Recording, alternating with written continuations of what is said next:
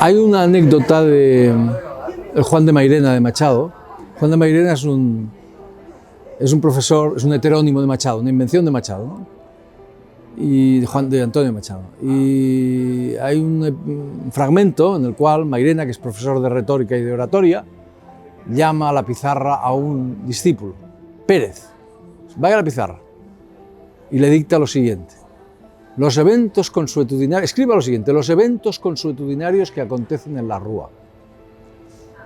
Y Pérez escribe los eventos consuetudinarios que acontecen en la Rúa.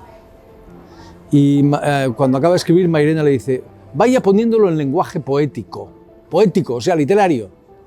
Y Pérez reflexiona un momento y finalmente escribe: lo que pasa en la calle. Y Mairena le dice: no está mal. O sea, es más poético, más literario escribir lo que pasa en la calle que los eventos consuetudinarios que acontecen en la Rúa.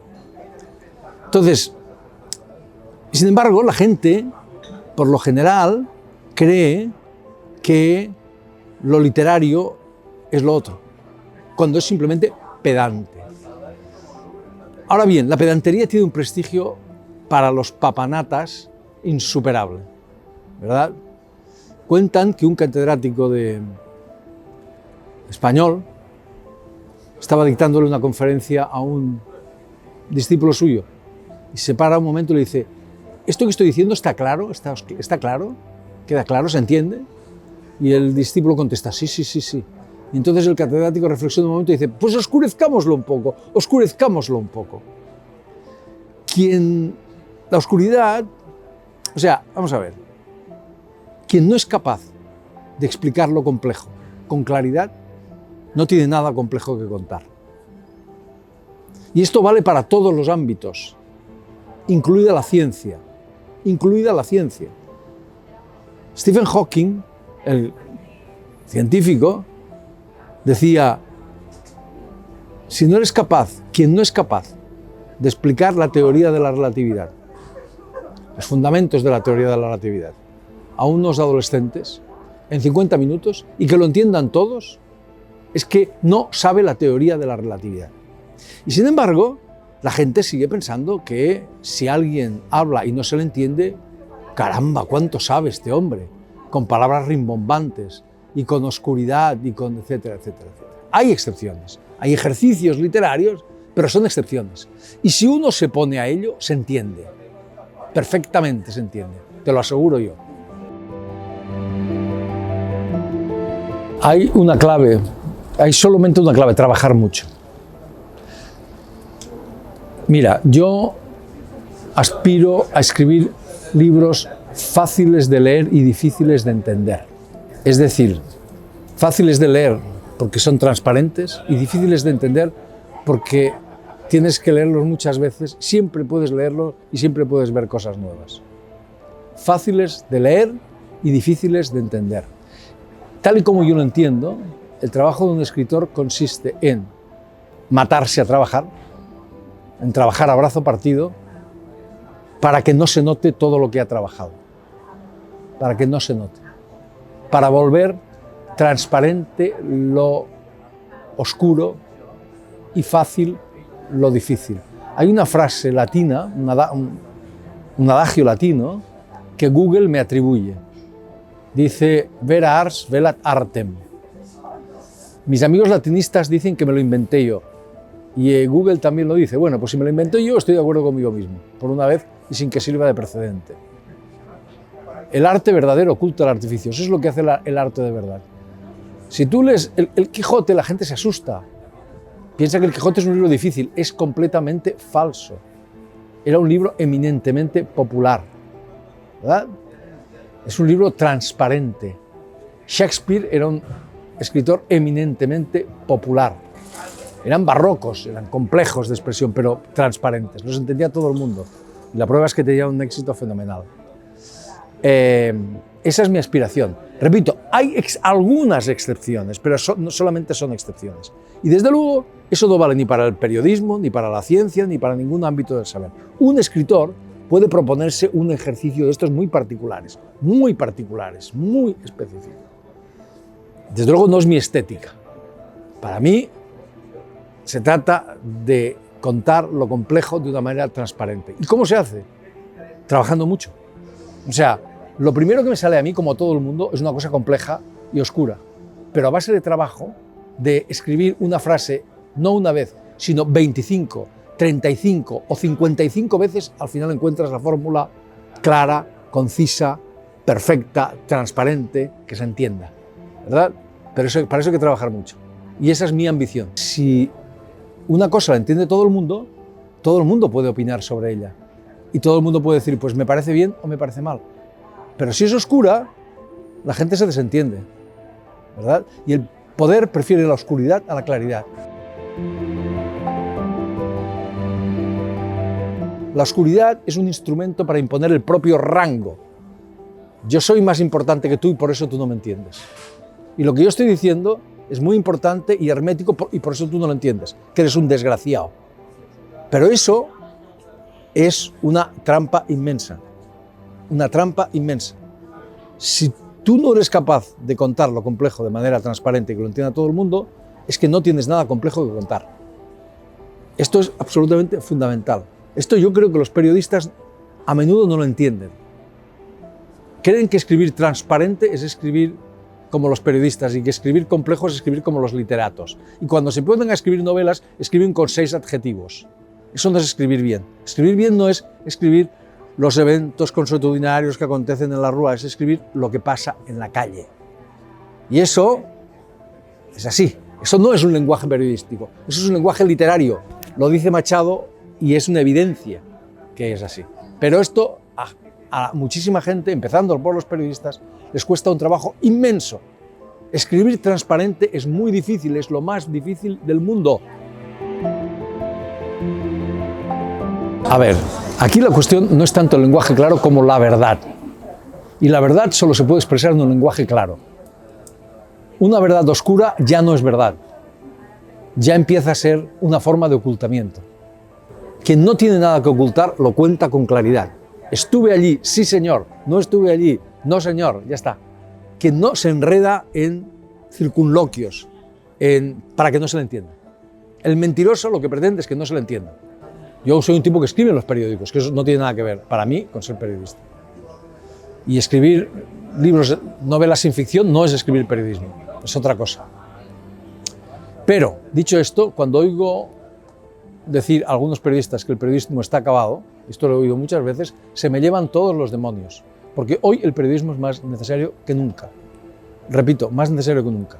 No porque hoy se digan más mentiras que nunca, aunque a veces lo parece, sino porque la mentira tiene mayor capacidad de difusión que nunca. Mayor capacidad de difusión que nunca gracias a las redes sociales, que se nos han ido de madre, gracias a la inteligencia artificial que no estamos controlando, gracias a... Estas cosas no son malas por sí mismas. Lo que pasa es que no las controlamos y si tú las dejas a su libre arbitrio, al final pueden ser mal utilizadas. De hecho, están siendo muy mal utilizadas. Entonces, los periodistas son... La tarea de contar la verdad es de todos. Y te he dicho antes que las mentiras son más letales que las bombas. Esto no es una opinión, es un hecho. Y lo dice, no lo digo yo, lo dice el Evangelio. La verdad os hará libres, dice. Lo cual significa que las mentiras hacen esclavos. Bill Clinton estuvo a punto de dimitir, no por el presidente de los Estados Unidos, no por unos escarceos sexuales con una becaria, sino por una mentira. Bien, pues los norteamericanos hace 4 días han vuelto a elegir a un señor que es el campeón mundial indiscutido de la mentira y que ha convertido la mentira en su instrumento fundamental político. ¿Qué quiere el poder? Más poder. ¿Y cómo se consigue más poder? Con las mentiras. Muy fácil. Entonces, el periodismo, contando de manera clara la verdad, está haciendo un servicio increíble. Está protegiéndonos del poder. El poder quiere más poder. Esto es inapelable, es lo único que sabemos del poder. Eso y que vuelve loca a la gente. Esas dos cosas. Entonces, claro, ellos lo saben, fingen no saberlo, pero lo saben. Todo el mundo sabe que es mucho más... que es liberador, que es mucho mejor decir las cosas claras que no decirlas de manera oscura, porque tú en tu casa hablas con claridad, no hablas con palabras raras, los eventos consuetudinarios que acontecen en la rúa. Tú no le dices eso a tu hijo. A tu hijo le dices lo que pasa en la calle, hijo mío.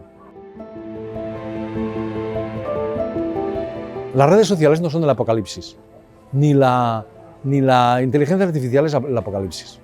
No es así. Cada vez que hay un gran descubrimiento, una gran revolución tecnológica, alguien anuncia el apocalipsis. Cuando Gutenberg, muchos siglos después, inventa la imprenta, la gente piensa que mucha gente piensa que aquello es el apocalipsis de la cultura, porque la cultura, que permanecía encerrada en los monasterios, en las bibliotecas, con los manuscritos, y que estaba reducida a un grupo selecto de personas, si se difundía con la imprenta masivamente, inevitablemente se devaluaría, se degradaría, se volvería popular, es decir, se volvería bastarda, y sería el fin de la auténtica cultura. Y cuando aparece la televisión, otro que tal, etcétera, etcétera. Cada vez que hay una gran revolución tecnológica, ocurre eso. Bueno, pues con las redes sociales, con la inteligencia artificial ocurre lo mismo.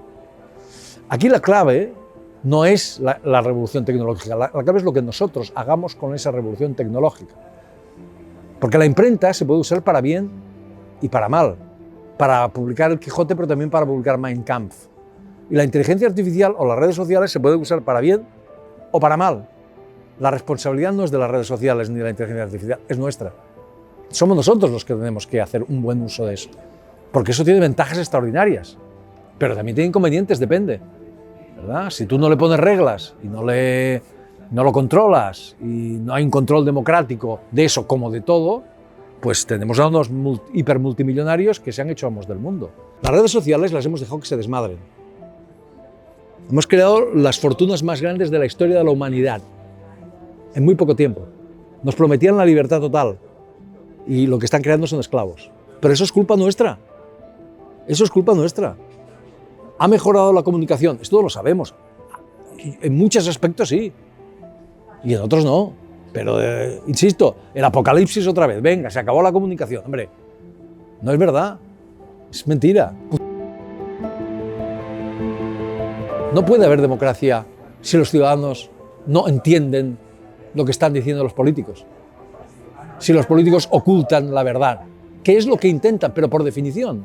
No porque sean malos, por definición el poder lo que intenta es persistir, siempre más poder, más. Y si pudiera lo abarcaría todo, por nuestro bien, por supuesto. Pero nosotros hemos inventado este mecanismo que permite que el poder no se perpetúe, que no lo abarque todo, que no lo devore todo. Y no existe democracia. Esto es lo que quería decir Orwell, sin que los poderes públicos tengan que rendir cuentas ante los ciudadanos. Y para que los poderes públicos rindan cuentas ante los ciudadanos tienen que entender qué es lo que han hecho los poderes públicos. Y para eso, los poderes públicos tienen que hablar con claridad, no ocultarse tras el lenguaje. Yo, en el periodismo, noto una falta de esfuerzo lingüístico. Yo ya sé lo que ha pasado, ¡pum! No basta con que tú sepas lo que ha pasado. Tú tienes que contarlo con claridad. Y si no lo cuentas con claridad, a lo mejor es que no sabes lo que ha pasado. Y por eso lo cuentas de esa manera. Y eso requiere un trabajo. Y además es muy difícil por la inmediatez del periodismo. Por eso yo digo que no soy periodista. Yo no soy capaz de escribir a toda pastilla como escriben los periodistas. Eso es muy complicado. Por eso es un trabajo tan difícil. Por eso yo siempre he dicho que el periodismo lo hago demasiado serio para que yo me considere periodista. Todos sabemos lo que es escribir claramente. O sea, no utiliza palabras de cada día. No utilices azulino o azulenco, utiliza azul. No utilices corcel, utiliza caballo. Esto lo decía Stendhal, no lo decía un periodista, ¿eh? Stendhal, uno de los mayores escritores que han existido nunca.